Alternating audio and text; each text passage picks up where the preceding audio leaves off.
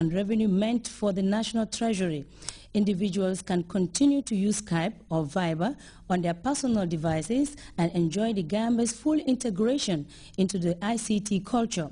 The regulator and other concerned units of government are investigating these individuals and internet cafe owners in order to put in place measures to protect our young users from entrapment of online dating services which leave our citizens vulnerable to pornographic sites, pedophilia, child trafficking and sex tourism.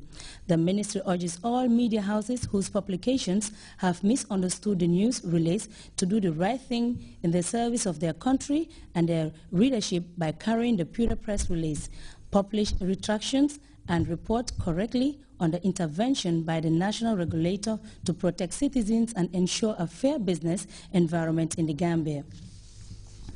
Anne-Marie Riviere Basic Cycle School in Brikama, Jamisa, has been officially inaugurated 7 years after its establishment by Sisters of the Presentation of Mary. Abubakar Kamara has more.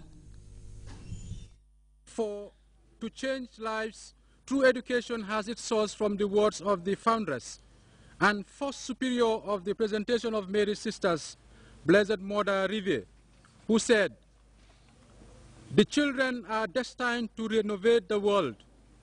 How I love my vocation of Christian teacher. I love it above paradise."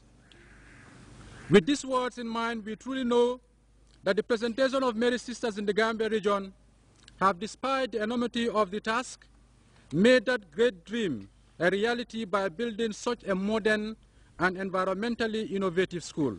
They are the feature undoubtedly representing hegemony of Blessed Mother Anne-Marie Riviere, who has entirely dedicated her life to humanitarian services across the globe. Our foundress Anne-Marie Riviere, before she died, founded almost over 150 schools, and she always made the teaching of catechism a priority. She would tell parishes or villages, no catechism, no schools. That was one very important priority for her.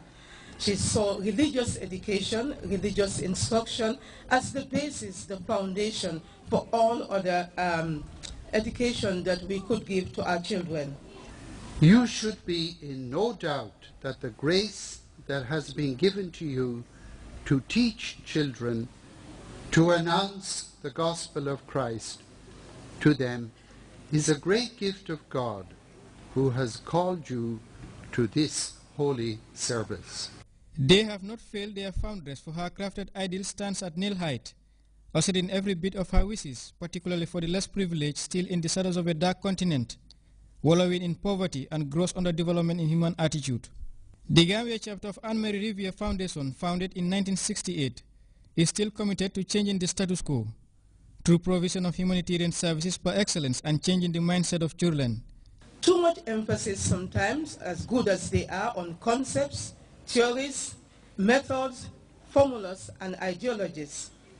And at times, we neglect the important aspect of teaching and modeling by example, religious values, good and sound cultural, traditional, and social values, which fosters healthy and wholesome intra- and interpersonal relationships, respect for the dignity of the human person, respect for the ecology and the environment, a sense of justice and commitment to work for the common good. This school is growing at a very fast rate. From 2 classes in 2006, AMR has grown to 16 classes in 2012-2013 academic year.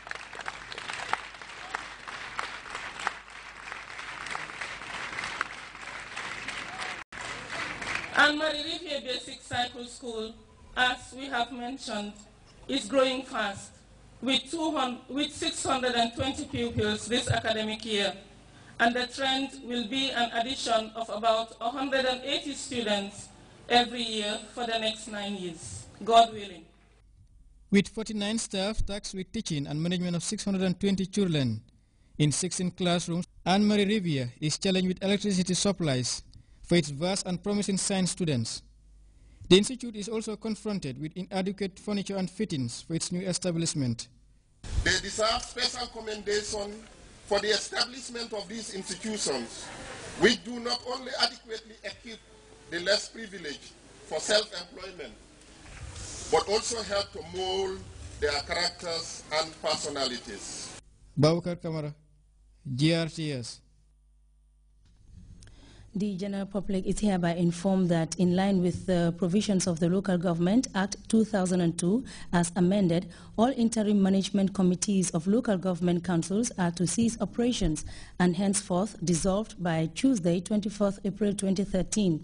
The Minister of Regional Government and by extension the Government of the Gambia wish to thank all those distinguished persons who served as members or chairpersons of interim management committees for the invaluable services rendered.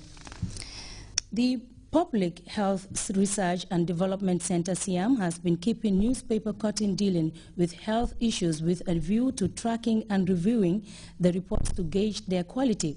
While officials of the research bodies recently met with some journalists during an exhibition and expressed their intention to maintain the level of cooperation. Babukar Senghor tells us more. In health, communication is crucial.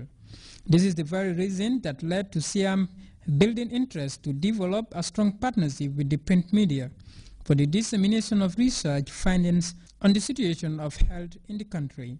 Due to its easy means of compiling and archiving, the Public Health Research and Development Center, SIAM, has adequately documented these archives for research purposes. To document a volume as the one SIAM has conducted comes at a huge cost over the years. We have always invested some little part of our resources into gathering the articles that people write in the newspapers in the Gambia, all the newspapers for that matter, as a way of tracking the health subjects that have been discussed and reported for the consumption of the general public. As a research institute, we think it's a worthwhile investment, and if you look at that heap of newspapers, you would agree with me, it's a substantial amount of money that has been spent on it over the past 10 years. Cherno Jallo, chairman of SIAM Board of Directors, who is also a veteran journalist, added that it is the role of journalists to bridge the gap between experts and the populace. This intervention, he said, is part of their monitoring and evaluation process. You are the people, the bridge between the lab and the people. Lab, I mean the researchers in their laboratories. They come out with their data, evidence, but always it is in a technical jargon which is above the ordinary people.